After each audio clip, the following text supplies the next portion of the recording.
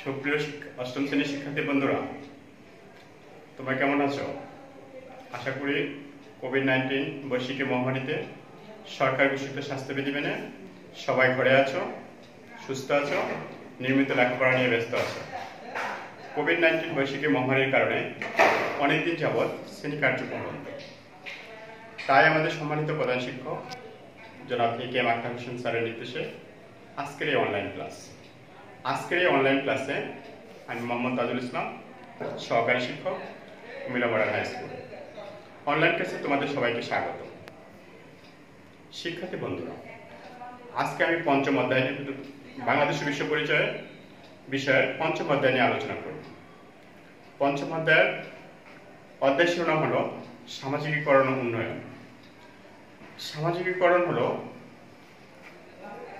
খাপ খাওয়ানোর প্রক্রিয়া, হলো সামাজিকীকরণ। উন্নয়ন নেতিবাচক অবস্থা থেকে ইতিবাচক অবস্থায় উত্তরণই হলো উন্নয়ন। এ হলো অধ্যায়ের পাঠ শিরোনামের আলোচ্য বিষয়। শিক্ষার্থী বন্ধুরা, ছাত্র জীবন রচনায় আমরা শিক্ষাকাল পড়েছিলাম দোলা থেকে কবর পর্যন্ত আমাদের শিক্ষাকাল। সামাজিকীকরণ প্রক্রিয়াটি একটি জীবনরূপী চলমান প্রক্রিয়া। এটাও জন্ম থেকে মৃত্যু পর্যন্ত চলতে থাকে।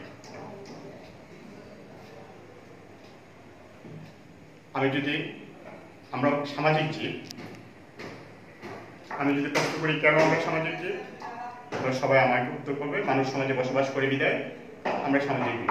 হ্যাঁ, ঠিক আছে, কিন্তু প্রত্যেকটা মানুষ যখন সমাজে বসবাস করে তাকে ওই সমাজে নিয়মনীতি, আদর্শ, মূল্যবোধ, প্রথা ইত্যাদি বিশ্বাস ইত্যাদি কি করতে হয়? আয়ত্ত করতে হয়, মেনে চলতে হয়। আর এই প্রক্রিয়া মেনে চলতে গিয়ে তাকে জীবনের এক পর্যায় থেকে আরেক পর্যায়ে প্রবেশ করে তাকে নতুন পরিবেশ পরিস্থিতির সাথে খাপ খাইয়ে চলতে হয়। আর এই খাপ খাওয়ানোর পরে তার আচরণগত পরিবর্তন হয়। আর আচরণের পরিবর্তন হলে ব্যক্তির যেমন উন্নয়ন ঘটে তেমনি সমাজের উন্নয়ন ঘটে। শিক্ষার্থী বন্ধুরা, তুমি দেখো, তুমি 5 বছর আগে তুমি কি ধরনের আচরণ করতে, বর্তমানে কি ধরনের আচরণ করো, 5 বছর পরে কি ধরনের আচরণ করবে। তাহলে এই ধাপে ধাপে কি হচ্ছে, তোমার আচরণের পরিবর্তন হচ্ছে। তুমি নতুন পরিবেশ পরিস্থিতির সাথে কি হচ্ছে, নিজকে খাপ খাইয়ে নিচ্ছ। তাহলে এই থেকে আমরা কি করতে পারি, বলতে পারি যে নতুন পরিবেশ পরিস্থিতির সাথে তোমরা লিখে নাও সামাজিকীকরণ, কারণ এই সংখ্যাটা তোমাদের বই নেই। নতুন পরিবেশ পরিস্থিতির সাথে নিজকে খাপ খাইয়ে নেওয়ার প্রক্রিয়ায় হলো সামাজিকীকরণ।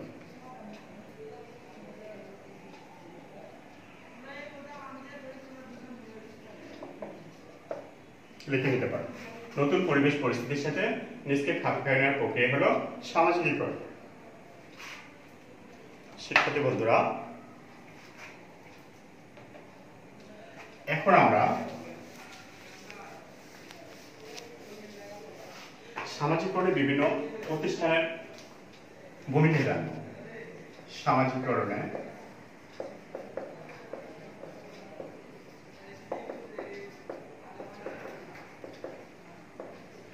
বিভিন্ন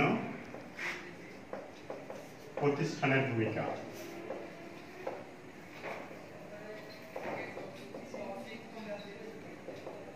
1 নম্বর, পরিবার। পরিবার একটি প্রতিষ্ঠান। পরিবারকে সামাজিকীকরণের প্রথম উপাদান বলা হয়। পরিবারে বসবাস করতে গিয়ে শিশু পরিবারের সদস্যদের সাথে আবেগ, অনুভূতি, শ্রদ্ধা, ভালোবাসা জাগিয়ে তোলে। খাদ্যাভ্যাস, পোশাক পরিচ্ছদ, ধর্মচর্চা, শিক্ষা ইত্যাদি বিষয়গুলো সম্পর্কে পারিবারিক সংস্কৃতির প্রতিফলন ব্যক্তির উপর পড়ে। এই কারণে পরিবারকে সামাজিককরণের সর্বাপেক্ষা শক্তিশালী মাধ্যম বলা হয়। একটি পরিবারে যদি 3টি সম্পর্ক ভালো হয় তাহলে কি হয়, ওই পরিবারের সুষ্ঠু সামাজিককরণ হবে। তাহলে এই সম্পর্কগুলো হলো কি, বাবা মার সম্পর্ক, 2 নম্বর সন্তানের সাথে সন্তানের সম্পর্ক, 3 নম্বর সন্তানের সাথে বাবা মার সম্পর্ক। এই 3টি সম্পর্ক যদি ভালো হয় তাহলে ওই পরিবারে সুষ্ঠু সামাজিকরণ হবে। তারপরে আমরা আসছি 2 নম্বর অপশন আমাদের স্থানীয় সমাজ।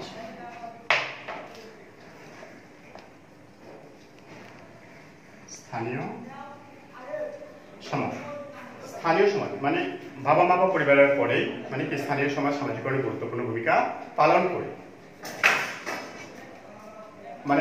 শিশু চারপাশে আচার আচরণ এবং নিয়মিত দেখতে দেখতে কি হয়, বড় হয়। আর এভাবে সেই সমাজের নিয়ম নিয়ম কানুনগুলো শিখে ফেলে। আর এভাবে শিখে এভাবেই সেই কি সমাজের কি ভাষা, আচার আচরণ, মূল্যবোধ তার আচরণকে কি করে প্রভাবিত করে। 3 নম্বর হলো স্থানীয় সমাজের বিভিন্ন উপাদান।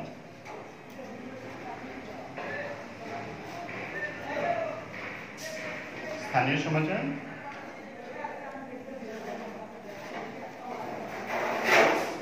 বিভিন্ন উপাদান।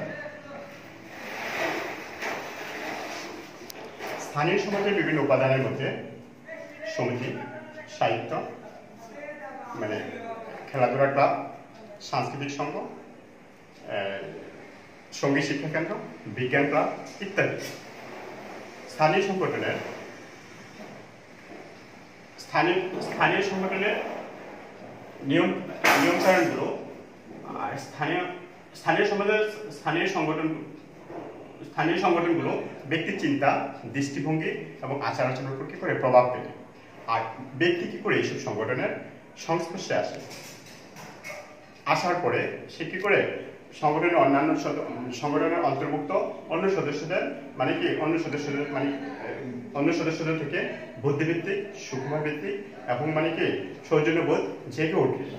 আর এই বোধটাকে সহনশীলতা শেখায়। এভাবে সেই স্থানীয় সমাজের সাথে কি করে নিজকে খাপ খায় নেয় এবং তাদের একটি অংশে পরিণত করে। তারপরে আসছে আমাদের সমবয়সী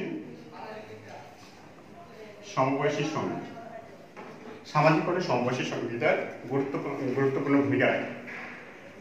আর এই শৈশবের সমবয়সী সঙ্গীতের সাথে খেলাধুলার আকর্ষণ থাকে অপ্রতিরোধ, যা কি করে বাবা মাও তার অনেক সময় কি করতে পারে না, সেটা নিষেধ করতে। যদি প্রচন্ড রোদ থাকে, বাবা যদি না করে বলে কি করো, এই সময় তুমি কি করো, ভেড়ে যাও না, কিন্তু না, তুমি যেতেই হবে, কারণ তুমি বন্ধুদের সাথে কি করছো, কথা দিয়ে আসছো। আর এই খেলাধুলার সাথীদের সাথে তাদের কি হয়, কথাবার্তা, আচার আচরণে কি হয়, তাদেরকে প্রভাবিত করে।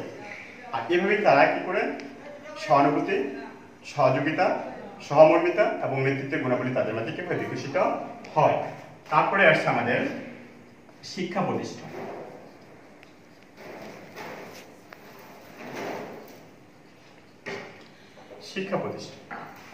তোমরা যখন প্রাইমারি স্কুল শেষ করে হাই স্কুল 6-এ ভর্তি হয়েছিলে, আর ওই ক্লাস 6-এ কি করছিল, বিভিন্ন স্কুল থেকে, বিভিন্ন প্রাইমারি থেকে ছাত্রছাত্রী এসে তোমরা ভর্তি হয়েছিল। আর যারা প্রাইমারিতে একই স্কুলে ছিলেন তারা কিন্তু আবার একই হাই স্কুল ভর্তি হতে পারবে। কারণ যারা ভর্তি হয়েছে তারা কি করবে, দীর্ঘ 5 বছর একসাথে কি করবে, থাকবে, লেখাপড়া করবে। এই থাকার পরে তোমাদের আচার আচরণ তারা কি করবে, অন্যদেরকে কি করবে প্রভাবিত, একজন আচার আচরণ অন্যদেরকে প্রভাবিত করবে। অথবা কি করো, প্রত্যেকটা শিক্ষা প্রতিষ্ঠানে সহশিক্ষা কার্যক্রম থাকে। আর সহশিক্ষা কার্যক্রমের অংশ হিসেবে সেখানে কি হয়, বিভিন্ন খেলাধুলার আয়োজন থাকে। আর এই খেলাধুলা যদি তুমি কি করো, আমার প্রতিষ্ঠান থেকে কি করো, বিজয়ী হয়, তোমাকে কি করো, উপজেলা পর্যায়ে পাঠানো। তো উপজেলা কি হয়, বিভিন্ন স্কুলে শিক্ষা কি করে, এই প্রতিষ্ঠান থেকে কি করে শিক্ষার্থীরা আসে, কিন্তু তোমরা তাদের সাথে কি করো, মিশতে পারো, কথাবার্তা বলতে পারো। তারপরে আবার উপজেলা পর্যায়ে যখন মানে বিজয়ী হবে তখন আবার কি করা হয়, জেলা পর্যায়ে, জেলা কি করে বিভিন্ন উপজেলা কি করা হয়, আসা হয়, লোক আসে। তো সেখানেও তাদেরকে কি করা হয়, তাও তোমরা অনেক লোকের সাথে কি করো, অনেক ছেলেমেয়েদের সাথে কি করে মিশতে পারো। এভাবেই কি হয়, তোমাদের মাঝে সামাজিকরণ শুরু হয়। তারপরে আসছি আমরা রাজনৈতিক প্রতিষ্ঠান।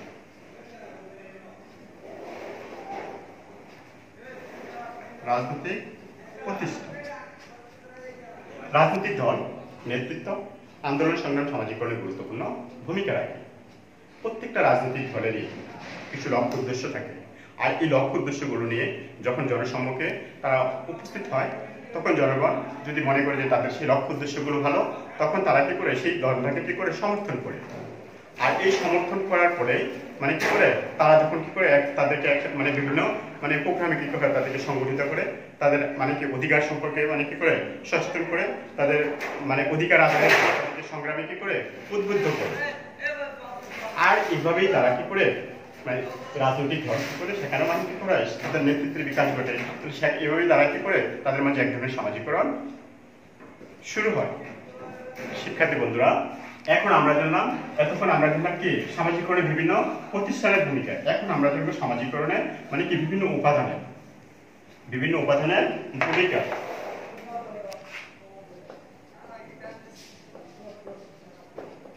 এক নম্বর অনুকরণ। তোমরা বিভিন্ন জিনিসের মধ্যে লেখা থাকে, দেখো মানে কি কলমি, আমাকে অনুকরণ করো বা অনুসরণ করো। একজন ব্যক্তি যখন অপরজনের কাজ বা কি করে আচার আচরণ হুবহু নকল করে, তখন তাকে বলা হয় কি অনুকরণ। শিশুরা সবসময় কি করে অনুকরণ, আর অনুকরণের মাধ্যমে তার মধ্যে ভাষা, দৃষ্টিভঙ্গি, উচ্চারণ সবকিছু কি করে সে কি করে আয়ত্ত করে নেয়। আর বড়রা অনেক সময় অন্যদেরকে অনুকরণের মাধ্যমে অজানা বা অচেনা পরিবেশ পরিস্থিতির সাথে নিজেকে কি করে খাপ খাইয়ে নেয়। তারপরে 2 নম্বর হলো অভিভাবক। অভিভাবক এক ধরনের যোগাযোগ মাধ্যম বা প্রক্রিয়া। এই প্রক্রিয়ার মাধ্যমে প্রস্তাব বা তথ্যাদি অপরের কাছে কি হয় পৌঁছে দেওয়া হয়। অভিভাবক প্রক্রিয়ার মাধ্যমে চেষ্টা করা হয় নিজের ধ্যান ধারণাকে অন্যের মধ্যে কি করা, প্রবিষ্ট করা, বা মানে কি অন্যের মানে কাজকর্ম বা আচার আচরণ মানে কি করা, কাজকর্মকে নিজের অভিজ্ঞতা অনুসারে পরিচালিত করা। আর অভিভাবক প্রক্রিয়া যতই মানে কি হয় মানে বয়স বাড়তে থেকে ততই সেটা কি হয় প্রসারিত হয়। তোমরা দেখো, আমরা শিক্ষকরা যা বলি আমরা চাই আমাদের ছাত্রছাত্রীদের জন্য কি হয় সেই মানে কি মানে ওই কাজটুকু করে। আমরা চাচ্ছি আমাদের কাজটা, আমাদের কথাটা তোমরা কি করে সেটা তোমরা আয়ত্ত করো। অথবা তোমরা দেখো, এই যে কোভিড-19 মহামারীর কারণে করোনা ভাইরাস যখন আমাদের দেশে সংক্রমিত হয়েছিল, তখন আমাদের সরকার প্রধান তারা কি করছিল বিভিন্ন মানে কি সচেতনতামূলক মানে কি করতে হবে, আমাদেরকে মাস্ক ব্যবহার করতে হবে, ঘরে থাকতে হবে, মানে কি করা হয় হাসি কাশি দেওয়ার সময় রুমাল ব্যবহার করতে হবে। তো এগুলো আমরা কি করলাম বিভিন্ন মাধ্যমে যখন প্রচার করা হলো তখন আমরা সেগুলো কি করলাম জানলাম। তারপরে আমরা দেখি অঙ্গীভূতকরণ। অঙ্গীভূতকরণ তার অর্থ হলো মানে অঙ্গীভূতকরণ শব্দের অর্থ হলো মানে কি অঙ্গের সাথে অন্তর্ভুক্ত করা বা মানে কি সংঘবদ্ধ করা। শৈশবী শিশু সজ্ঞানে বা মানে কি করে না কোনো কিছু করে না, সে সব কিছু করে থাকে এলোমেলো ভাবে করে থাকে, কিন্তু বয়স বাড়ার সাথে সাথে সে কি করে সবকিছু তার মানে কি করে সে কোনটা তার প্রয়োজন সেই জিনিসগুলো তার কি করে অঙ্গীভূত করে নেয়। এই অঙ্গীভূত করণে সে কি করে খেলনা, বই মানে কি ছড়ার বই মানে কি ইত্যাদি সে কি করে মানে পছন্দ করে, অথবা মা বাবা অথবা পরিবারের অন্য কেউ যদি কি করে তার মানে কি ভালো মন্দের মানে কি করে ভালো মন্দের মানে কি করে সমর্থন করে তাকে কি করে অঙ্গীভূত করে নেয়। যেমন সে কি করে এটা একটা ধরনের বিনোদনের মাধ্যমে সে কি করে ভবিষ্যতে যখন মানে কি করবে সে মানে নিজকে স্পাইডারম্যান সেজে সবাইকে চমকে দিতে চায়। আমরা তোমরা বিভিন্ন মুভি দেখো, আর সেই মুভিতে কি করে